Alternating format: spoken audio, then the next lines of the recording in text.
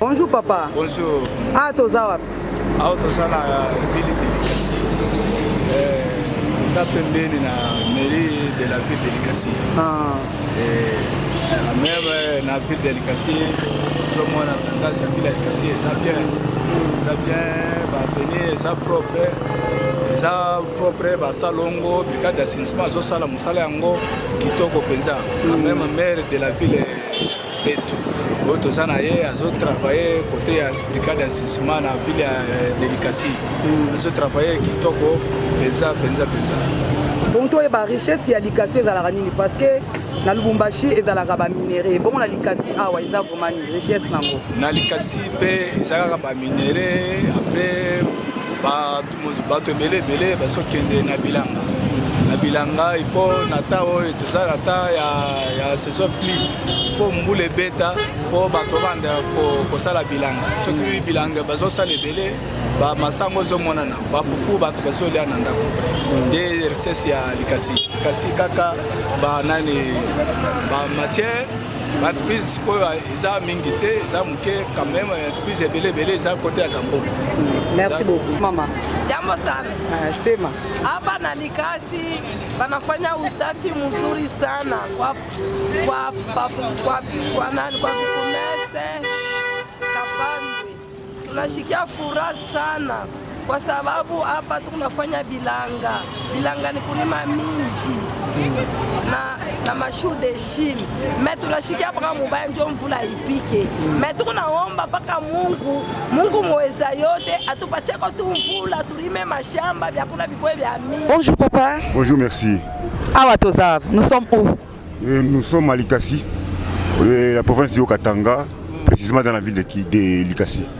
Ok, merci beaucoup. On voulait savoir quelle est la richesse des villes de Likasi. La richesse ici à Likasi, c'est le cuivre et le cobalt. C'est presque tout. Hein. Il n'y a que le cuivre et le cobalt. Ici, vous vivez comment ici à Likasi? En tout cas, depuis un certain temps, la situation est devenue très critique. Il y a presque hausse de tous les produits sur le marché, sauf la farine. Le prix du gramme de Thomson a presque triplé. L'huile de palme. Donc, pour dire en soi, la vie sociale s'est dégradée ici à Likasi. À côté des Koulouna, il y a insécurité, bien sécurité ici? Sécurité, 50% oui, mais les Koulouna aussi dérangent parfois, mais pas du tout. Les tracasseries routières ici? Les tracasseries routières, bon, ça va, il n'y a pas tellement de la tracasserie ici à Likasi. Ok, mot de la fin pour souhaiter à notre population là-bas à Kinshasa. Mot de la fin, en tout cas, je vais vous dire qu'ici à Likasi, la situation sociale s'est dégradée depuis un certain temps. En tout cas, les gens ne vivent pas comme ils étaient avant. Il y a hausse de beaucoup de produits. Ok, merci beaucoup, courage. Ok, tozo continue toujours musala kana lobaki na kati ya musala o tozo koba tokuta na vraiment na batu nyonso o itangami to so na papa na biso ya chauffeur boki ndanga lobi pona likambo ya sécurité na kati ya Likasi eza vraiment malamu te tozo kota siko kuna na parking to so na ba femme commerçante to so na ba na parking central de Likasi to so na ba chauffeur ba seme ata muki. Merci beaucoup, à suivre. À part crésage ndio makaji kwa bantu bena tumika mais après kutumika nshtuka tena banashimamisha bantu pake hivi pasho mambo washtuka huku basa barashasa kujeka mini vile nyanza tumika kule ndikwa ni sous-traitance ile ma sous-traitance ile kwa mule wanga changer ba chef balatosha ile manani yote vile kwa mule ndani mshaki hapa jeka mini bule Ok. Ini arrêt ya villa arrêt central ya Likasi ya kupeleka bantu Mumpanda villa partout. Jina yangu mimi ni Franka. Yaya Mbote mama. toza wapi? Toza précisément na ville na en face à arrêt central na Likasi. Otoyeba richesse nini ya Likasi? Likasi aza na richesse nini? Bon, na Likasi depuis na yeso apatoye to remarquer que non moi musala eza nango ya ebele te mais bato bazo ko se retrouver quand même. Otoyeba vila Likasi na vila Lubumbashi nini eza malamu? Bon, nakoki koloba te ke ya Likasi eza malamu ya Lubumbashi eza malamu mpo aza habitant ya Likasi. nakokomisaka place navandaka talaka.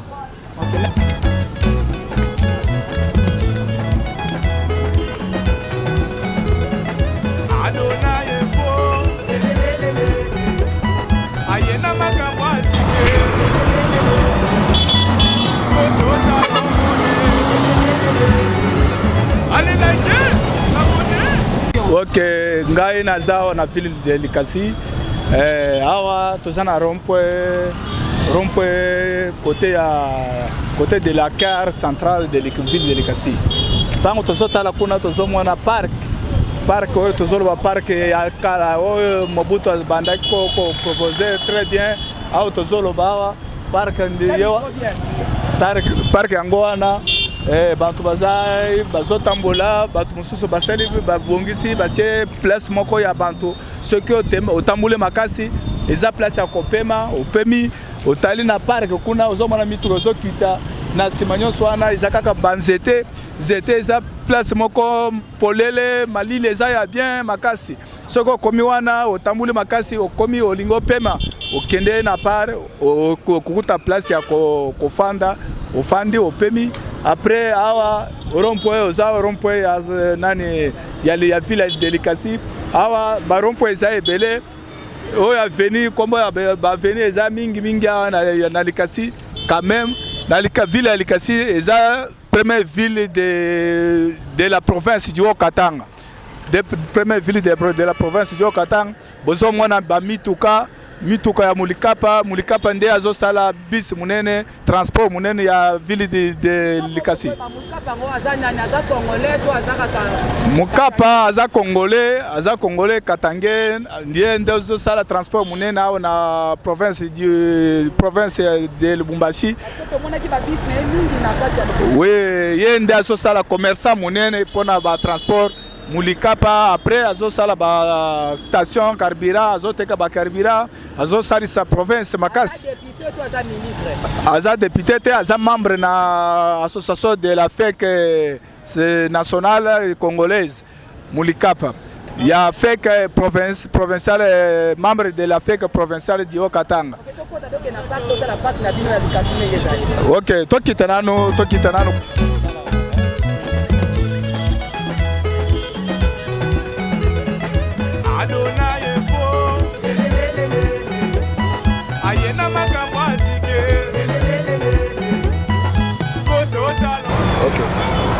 Awa toza na kati ya parc na kati ya ville ya Likasi parc o Mobutu c'est ce que Kukuwengu Wazabanga atikaka na kati ya ville ya Likasi yango donc en direct ya parc o Mobutu atikaka na kati ya ville ya Likasi donc ba image yango nezoloba toza na posa te ya koloba soki non ya ba image yango na zulbino boza la ba mutema ya kokita donc la patrimoine de la presse congolaise en direct ya ville ya Likasi awa na précisément na kati ya parc na kati ya ville ya Likasi parc oyo président aussi akufa kala Mobutu Sese Seko Kukuwengu Wazabanga oyo atikela bana ya Likasi nazokuta na moko la moko tozotuna bango bao bazana repo na kati ya parc tomeka kobeta masolo likambo ya parc oyo ebandaka na nenini pe ndenge nini ekoma buchafu boy. Merci, à suivre. Bonjour, je réponds au nom de Pascal Makutubu. J'habite à Likasi. Ici nous sommes une ville de montagne. Likasi, on a toujours dit que Likasi est une ville de montagne parce qu'auparavant appelée Jadoville. Donc Likasi c'est la ville la plus propre, la ville qui ne se laisse pas parce qu'on a toujours voulu être compétitif par rapport à d'autres villes. À Likasi, ici, la vie sociale est bonne, sauf que par rapport, par exemple, à l'électricité, il y a d'autres milieux qui sont bien et d'autres qui ne sont pas bien. Je peux m'expliquer. Donc, par exemple, ici en ville, dans la commune de La Panda aussi, ça va. Mais à la cité, les gens souffrent en ce qui concerne l'électricité et aussi en ce qui concerne l'eau. C'est ce que je peux dire en ce qui concerne cette ville de Likasi. Merci beaucoup. Ok, merci. Ici, nous sommes où ici? C'est quel parc? Bon, c'est le parc de Likasi. Ici, c'est au centre-ville. Dans ce parc Qui a ici. construit ça, cette parc?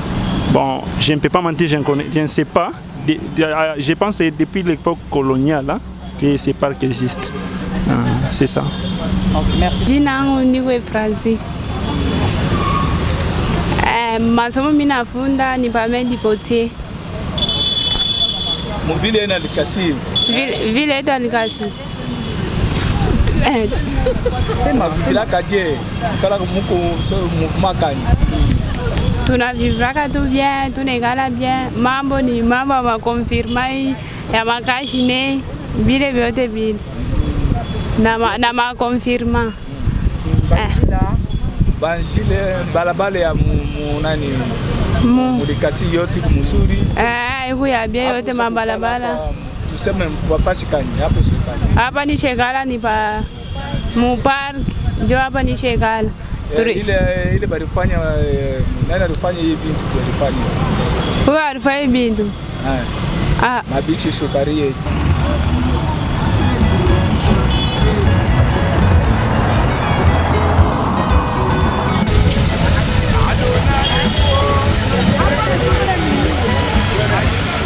Jambo baba. Jambo sana. Jina yenu nani? Kabesi. Okay, hapa tuko muvile kani? Muvile ya Likasi. Vile Likasi, muna vivile modele kani muvile ya Likasi? Umu ile shaka kutuchokesha ile makamio, isha kutalabisha manjia yote na buchafu bunapita.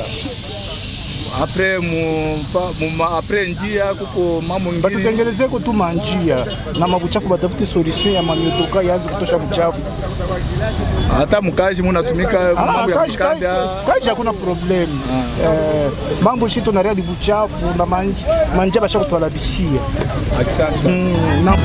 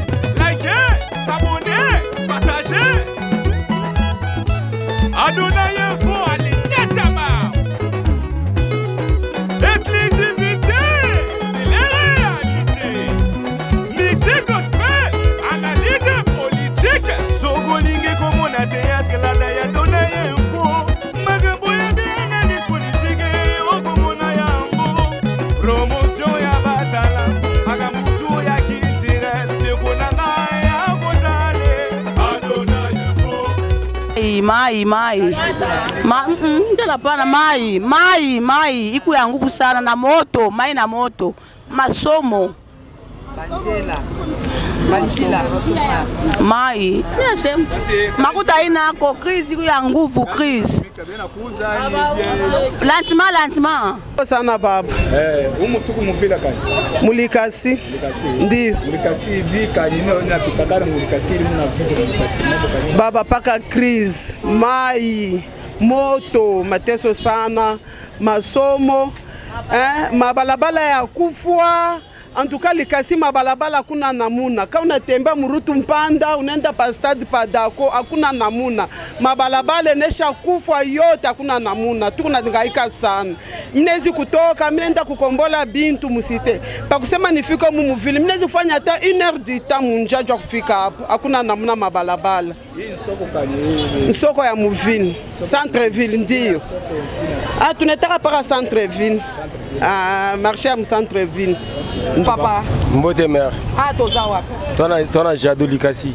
toto e ba vie sociale likasi ezandenge ni awa ba mikolo mpia nde likia aka to bunda banini masolo pezo simba te bato ya mpia ka pe en plus ba cautionner biso musala biso moto tozo mi débrouiller za musala l'état te tema ya ba bo biso fort na kati moko bakati musala babiki à partir de 18h donc 18h to bula to ka tamsa 18h siko to na basi na bana to vivre ndeni un moment organiser fiche sociale ba organiser ba donc baba sur sécurité na bango de façon que ba tika pe biso ba tika biso tranquille to luka mbongo to lesa bana biso jusqu'à to tanga ba kelasi tozo ba diplôme ba diplôme ba gradué za ba gradué pe tia ba licencié ba za misala moto mais le quoi misala mboka le quoi misala mboka te tozo mi débrouiller non ta so so de musala bon mas pas comme ça on bien comme ça on mboka ta pe ma solo ata pe moka jado banzela banini ba mouteage eleki ba mabulu mabulu bien te ke biloko mati tu dois dépendre na Zambie bien te quelque part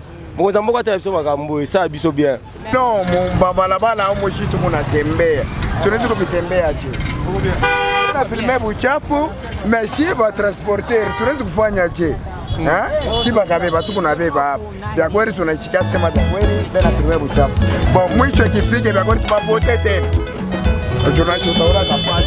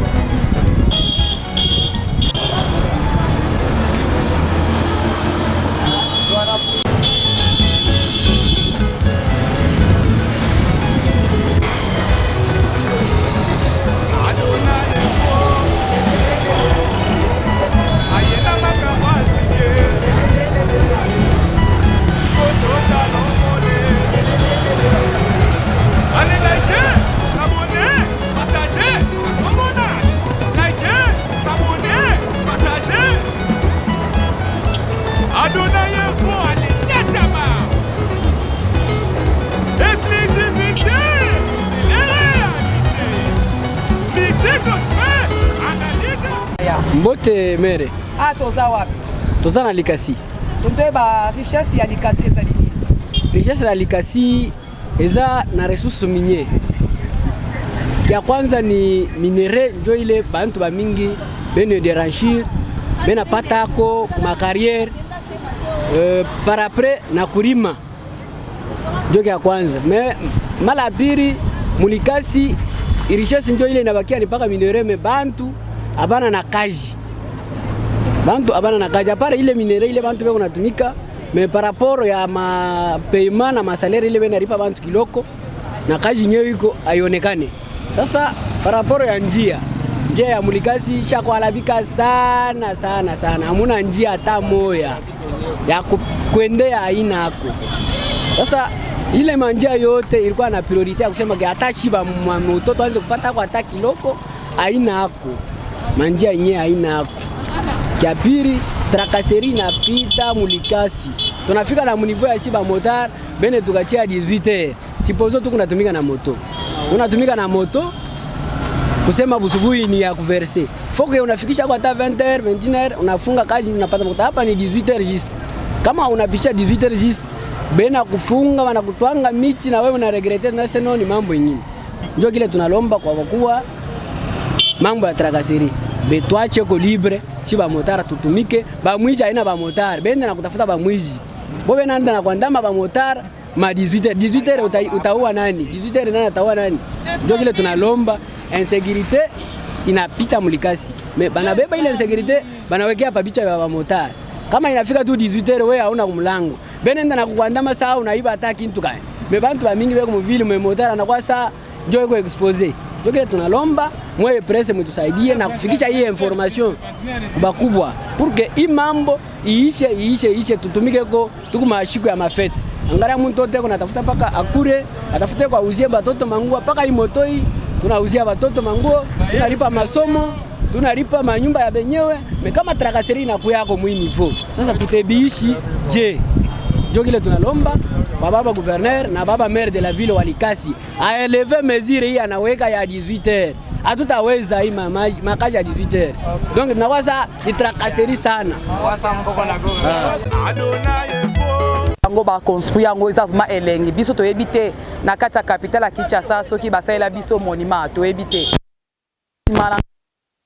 monument de la femme eza wana batongela bana basi biso ba mama en tout cas vraiment tosolo na population ya Likasi tozoko ba toujours na mosala na kutana ba wewa ba bakumbaka moto ba meka koyebisa biso tracasserie ni ezali awa na kati ya ville Likasi est-ce que couvre-feu awa na Likasi ezali ba barrière ezali toyebi te kuluna awa na ville ya Likasi ezali tokutana ba wewa bandeko na biso ba monteur ba meka koloba pona likambu ya insécurité na kati ya ville ki zwa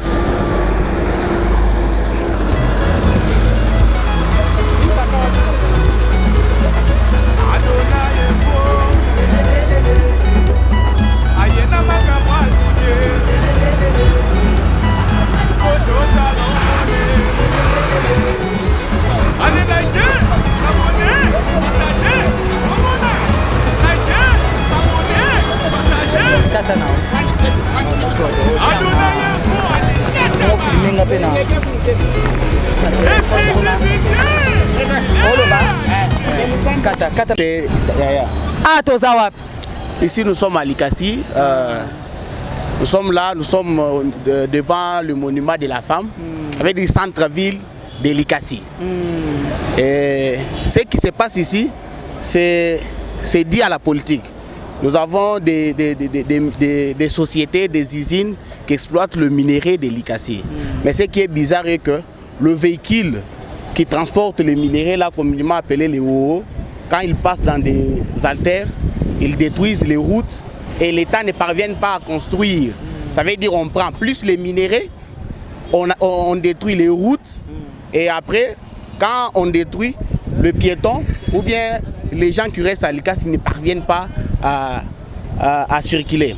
Et ceux qui font là, ce sont les Chinois, les étrangers. Un jour, ils vont partir, mais nous allons rester avec quoi? Si vous remarquez très bien la ville de Likasi, chaque route a toujours des problèmes. Ça veut dire que vous allez trouver qu'il y a des saletés. La ville qui était réputée à l'époque, une ville la plus belle de la RDC. Mais aujourd'hui, si vous remarquez, nous avons un désordre total. Nous demandons au gouvernement et puis au maire de la ville s'il peut résoudre le problème ici en mettant à la disposition de ces usines-là qu'elles sont allées chercher pour trouver une seule route pouvant reprendre tous les camions. Mais ce qui est bizarre est que nous avons un problème trop sérieux avec nos amis parce qu'on ne parvient pas à bien travailler comme il fallait, puisqu'il y a trop de poussière. Si vous remarquez, c'est une ville qui a trop de poussière. Or, ce n'était pas comme ça. Et après, si on réhabilitait par exemple le rail ou bien la voie ferroviaire, là où on prenait les minéraux et autres, on pourra peut-être bien résoudre le problème. Mais ils ont pris une route qui n'a pas la capacité de prendre 60 tonnes. Donc ça va se détruire. Vous aussi, il y a beaucoup de tracasseries ici comme à Kinshasa? Tracasseries comme tel, non. Des roulages aussi? Pas comme tel, pas comme à Kinshasa. Ici, les roulages, ils suivent les dits personnels, donc les véhicules. Les roulages ne tracassent pas d'autres personnes ou bien les motards. Il n'y a que les dits personnels. Mais ce qui est vrai, même s'ils tracassent, ils ne parviennent pas à résoudre le problème. Le problème que nous avons, c'est résoudre le problème d'embouteillage et puis résoudre les problèmes des routes. L'argent là partout. Si vous remarquez de ce côté ici, il y a le pont qui part en panda. Bientôt là, ça va se casser. Les Belges avaient fait ça pour de petits véhicules, mais aujourd'hui nous avons des grands véhicules qui ne parviennent pas à supporter. On met même des péages donc au milieu de la ville, vous comprenez un peu ce que ça fait. Quand les cas de Koulouna aussi. Des cas de Koulouna, bon. Récemment, nous avons appris, bon, chez vous, vous appelez les Koulouna, mais ici, ce n'est pas les Koulouna. Ah bon? Ici, c'est les gens, ils tuent les motards. Oh. Est-ce que nous allons dire que c'est les Koulouna? Non. Ils prennent le marteau, quand on prend le motard, vous allez dans des coins reculés, on vous donne des coups, ça veut dire des marteaux, vous mourrez, on prend vos motos, on part. Il y a l'insécurité qui était là, mais c'est une ville très sereine, il n'y a pas beaucoup de désordre, mais récemment, il y avait l'insécurité. C'est comme ça que le maire de la ville a résolu le problème pour mettre à la disposition de tout le monde. À partir de 18h, vous ne pouvez pas sortir. Ok, donc couvre-feu ici. Non, ce n'est pas couvre-feu, attention, ce n'est pas couvre-feu pour les piétons, pour le véhicule. Le couvre-feu ici, c'est momentané, mis à la disposition des motards qui autrefois étaient tués. Chaque fois, on tue 3 ou 4 motards. Alors les autorités doivent nécessairement chercher, ils ont cherché la disposition qu'ils ont trouvé que c'est une disposition normale. Mais pour le moment, il y a des gens, les motards se plaignent déjà pour dire que mais, si ils font cela, nous qui travaillons, qui avons peut-être le moto d'autrui, comment on va verser? C'est un peu ça. Ok, merci beaucoup. Bonne journée à vous. Merci. Voilà, nous sommes vraiment presque à la fin de notre émission Savoir Plus. Bossi Koyoka population ya Likasi ndenge ba s'exprimer na micro ya Adonai Info TV. Toko vraiment na suka ya émission bolingaka mingi. Yango nazo pesa vraiment merci mingi na mon boss que j'aime beaucoup papa Vos Dibamenga na likanisi nazo qui était la patrimoine de la presse congolaise aya awala Likasi pona kozwa ba information toye ba population Likasi ba vivre vraiment ndenge nini. Tozalaki na hôtel de ville ya Likasi na même qui na Lubumbashi bomoni et puis il toye awa ngamoko l'appartement de la presse congolaise en direct ya Likasi. Merci na DT na biso Aristote Banza. Moi mobala boyane mafuta ya hydroquinone. Merci à mon président que j'aime beaucoup, président ya national na kati ya Jiresi, papa Nestor Mingina. Merci à vous papa avec son éminence Dodo Kamba Israël. Tango nyon sozotika jeunesse ya RSC le sako papa Biskozali Zamalola Pambolayo. Major Bushiri Nazar na kati ya Likasi, Major Jojo Kasongo na kati ya Tengama na Point Chaud na Kipasi elongo na OPJ Oscar 6600 votes. Ngayo na kati ya Likasi, Colonel Faustin Numbi na kati ya Génie échangère ngayo. Mon coach privé Ezekiel Mutanjiri ngayo. Empéré c'est maintenant le toka bona awa na semika ya douleur bango kuna balali na Adonai Info TV banvumuki boko kate bwa bana. Bye. Adonai